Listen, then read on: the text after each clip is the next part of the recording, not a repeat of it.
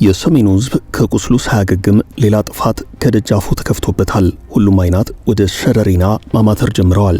ሁሉም ጆሮች በሁመራ አቅጣጫ የሚተኮሱትን ከባባድ መሳሪያዎች ማዳመጥ ጀምረዋል። መቀሌ የመሸገው ህወሓትም የጦርነቱን መጀመር አረጋግጧል። ነገሮች ወደ ከባድ አቅጣጫ እያመሩ ነው። የሳምረ ታጣቂዎች ከሱዳን ወደ ኢትዮጵያ ድንበር መግባት ጀምረዋል። ሁመራን ለመቆጣጠርም ላስጨራሽ ትግል እያደረጉ ስለመሆናቸው ከስፍራው የሚወጡ መረጃዎች ያሳያሉ። አካባቢውን በኃይል ለመቆጣጠር በማሰብ በሱዳን በኩል የተደራጁ የሳምረ ታጣቂ ኃይላት በኢትዮጵያ መከላከያ ሰራዊት ላይ ወታደራዊ ጥቃት ከፍተዋል። ታጣቂዎቹ ጦርነቱን የጀመሩት በሱዳን በኩል በሸረሪና በወልቃይት ጠገዴ ዞን ቃብቴ ሁመራ ወረዳ ስር በምትተዳደረው የበረከት ከተማ አቅጣጫ ድንበር ጥሰው በመግባት ነው። በዚህቹ ከተማና በሸረሪና አቅጣጫ ጥቃቱን የጀመሩት ከሱዳን ሰርገው ገብተዋል የተባሉት ታጣቂዎች የአርሚ 70 አባላት በቀላል መሳሪያዎች ትንኮሳ የከፈቱ ሲሆን ይህን ተከትሎም የኢትዮጵያ መከላከያ ሰራዊት መጠነ ሰፊ የአጸፋ እርምጃ መውሰድ እንደጀመረ ነው የተነገረው። በድሮንና በመድፍ የታገዘ አጸፋ አሁን ከሁመራ ወደ በረከት ከተማ ሸረሪና አቅጣጫ ከፍተኛ የሆነ የመድፍ ድብደባ እየተካሄደ ሲሆን በሰማይም የድሮን እንቅስቃሴ በግልጽ እየታየ ነው። የከባድ መሳሪያው ተኩስ እጅግ ከፍተኛ ከመሆኑ የተነሳ ርቀት ላይ በምትገኘው ሁመራ ከተማ ያሉ መኖሪያ ቤቶችን በከፍተኛ ሁናቴ እያነዘረ እንደሚገኝ የዓይን እማኞች ተናግረዋል። የመከላከያ ሰራዊት እርምጃ በበረከትና ሸረሪና አቅጣጫ የተጀመረውን የተኩስ ልውውጥ ተከትሎ በአካባቢው ከፍተኛ ወታደራዊ ውጥረት አንዣቧል። የአገር መከላከያ ሰራዊት የተከፈተበትን ይህንን ጥቃት ለመመከት እንዲሁም ለመደምሰስ በከፍተኛ ዝግጅት ላይ እንደሚገኝ ከስፍራው የወጡ መረጃዎች አመላክተዋል። በድምፅ አልባ መሳሪያ መሬት ላይ ሲደርስ ብቻ የሚፈነዳ መሳሪያ በርካታ የአርሚ 7 ታጣቂዎች ላይ ጉዳት ማድረሱን ምንጮች ጠቁመዋል። ታጣቂዎቹ ዛሬ ሁመራን ለመያዝ እቅድ እንደተሰጣቸው ነው የተነገረው። ሰላም ጤና ይስጥልን የተከበራቸው የፈታ ቤተሰቦች፣ በሁመራ አቅጣጫ አዲስ ተቀስቅሷል የተባለውን ግጭት አስመልክቶ ከስፍራው የወጡትን አዳዲስ መረጃዎች ከዚያ አስከትለን በስፋት እንነግራችኋለን። አብራችሁን ቆዩ።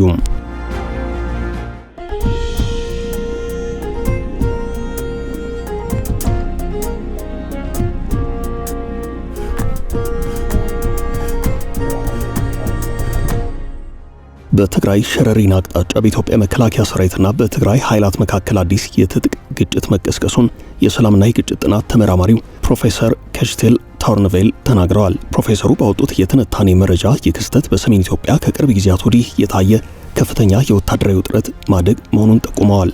እንደ እርሳቸው ገለጻ አደጋው የተቀሰቀሰው ከሁለቱም ወገኖች በኩል ላለፉት ሳምንታት ሲስተጋቡ ከነበሩት የቃላት ምልልሶች በኋላ ነው።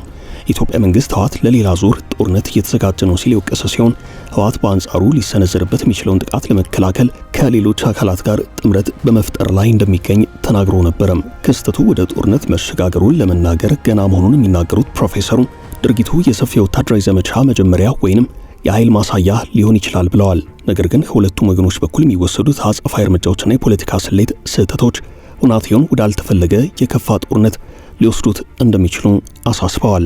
ህወሓት የሰጠው ምላሽ። ህወሓት ባወጣው መግለጫ የፌደራል መንግስት ሲያካሂድ ቆይቷል ላለው ወታደራዊ ዝግጅት ትንኮሳና የድሮን ድብደባ ዛሬ ሐምሌ 25 ቀን 2018 ዓ.ም ንጋት አንስቶ በምዕራብ ትግራይ ሸረሪና አቅጣጫ ግልጽ የሆነ ጦርነት ከፍቷል ብሏል። አገዛዙ ወደ ስልጣን ከመጣበት ቀን አንስቶ በትግራይ ህዝብ ላይ ያካሄደ የቆየው ተግባራት የትግራይን ህዝብ ከምድረ ገጽ የማጥፋት እቅዱን ለማሳካት ካለው ህልም የተነሳ ነው ሲልም ነው የተቸው። የፕሪቶሪያው ስምምነት ከተፈረመ በኋላ የትግራይ ህዝብ ለማንበርከክና ለመበተን ካለው የማይረካ ፍላጎት በመነሳት የተለያዩ ትንኮሳዎችን ሲያካሂድ ቆይቷል። የትግራይን ህዝብ ከምድረ ገጽ ለማጥፋትም ተነሳሽነት ወስዶ ዛሬ ጦርነቱን በግልጽ ጀምሮታል ያለው። በመሆኑ የሀገር ውስጥና በውጭ ሀገራት የሚኖር የትግራይ ህዝብ፣ ዲያስፖራዎች፣ ሁሉም የትግራይ ሰራዊትና የጸጥታ አካላት፣ የትግራይ ብሔራውያን ኃይላት፣ የትግራይ ሃይማኖት ተቋማትና ሌሎችም ጉዳይ የሚመለከታቸው ሁሉ ህልውናችንን ለማረጋገጥ በምናካሄደው ፍትሃዊ ትግል እንደ ትናንትናው እንደ ህዝብ ከቶ አንጠፋም፣ ዘበትን ብሔራዊ ብርሰት በማለት ታሪክ ለመስራት ዝግጁ እንድትሆኑ ሲል ጥሪ አቅርበዋል። ጦርነቱን አስመልክቶ በሚመለከታቸው አካላት በየጊዜው ማብራሪያ ይሰጣል ያለው ህወሓት የትግራይ ህዝብ ተገቢ ጥንቃቄዎችን እንዲያደርግ ያሳሰበው ፓርቲው የዓለም አቀፉ ማህበረሰብ የ4 ኪሎ መንግስት የጀመረው ዳግም ጦርነት በቀጠናው ሊያስከትል በሚችለው መዘዝ ዙሪያ ግንዛቤ ሊወስድ ይገባል ብሏል። የህወሓት ወታደራዊ ዝግጅት የትግራይ ህዝብ ህልውናን ለማረጋገጥ የ4 ኪሎን አስተዳደር ማስወገድ ብቸኛ አማራጭ ነው በሚል በህወሓት ሰዎች በኩል እየተደጋገመ አስተያየት እየተሰጠ ነው።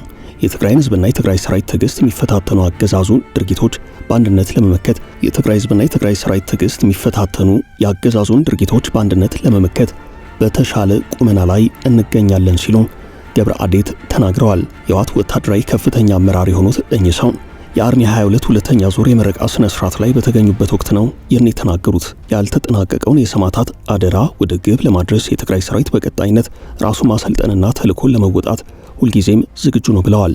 የትግራይን ህዝብ ህልውና ለማረጋገጥ ያለው ብቸኛ አማራጭ በጀግንነት ታግሎ ማሸነፍ ነው ሲሉም ታጋዩ አክለዋል።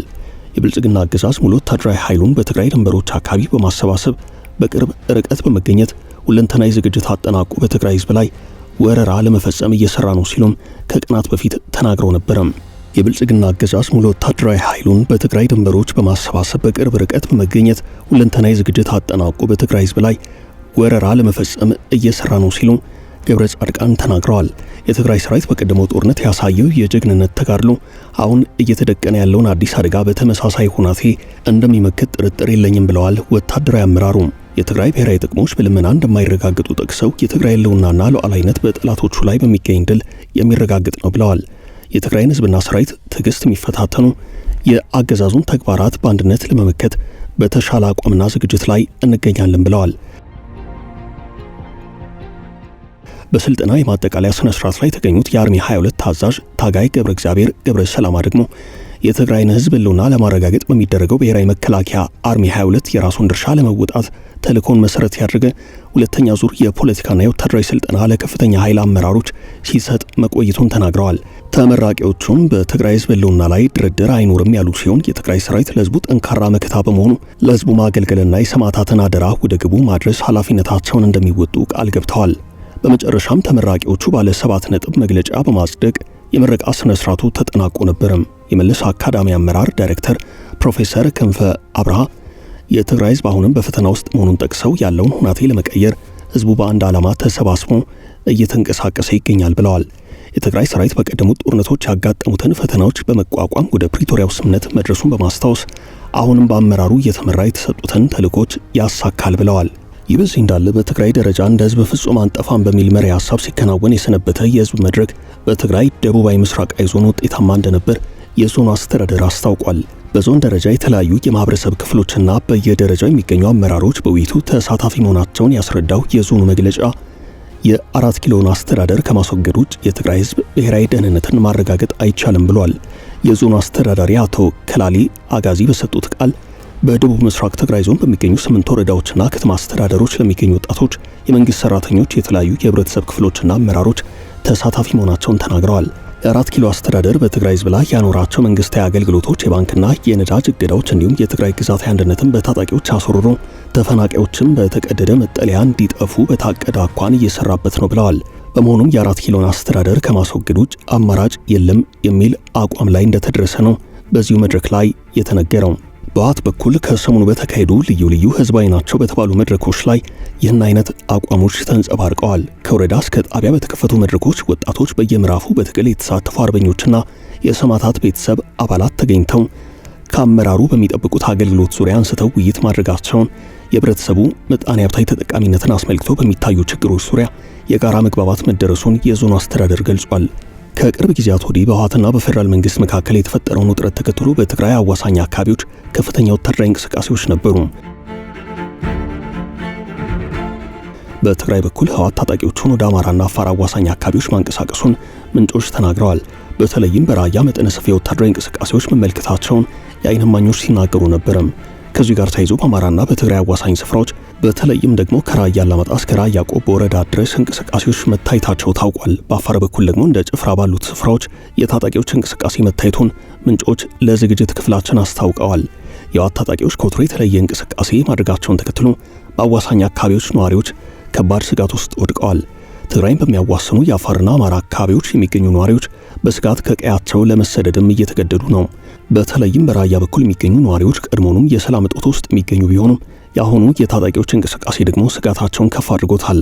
የሀገር መከላከያ ሰራዊት ከትግራይ ክልል ጋር በሚዋሰኑ የአፋር አካባቢዎች ገዥ ወታደራዊ ቦታዎች ላይ እየሰፈረ ነው የሚሉ መረጃዎች ሲወጡ ነበርም።